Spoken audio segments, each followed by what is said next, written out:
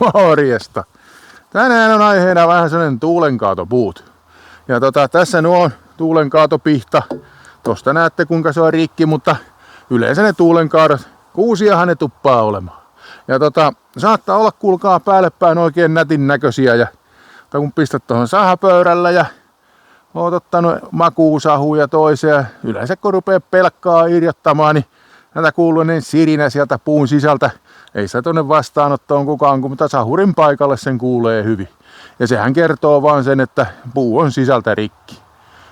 Ja kyllähän se vähän murheellinen tilanne on. Ei semmoisesta mitään kantavaa rakennetta puuta voi tehdä. Ja päälle päin oli niin mahdottoman nätin näköisiä, niin kyllähän se aina vähän pettymys semmonen on. Ja kyllähän se sille sahauttajalle täytyy sitten käydä sanomassa, että sen puus on rikki, että ei tehdä nyt kakkosseiskaa. Mutta ruvetaan sahaan tätä pihtaa ja tässä tehdään kyllä lautaa. Katsotaan mitä siitä tulee.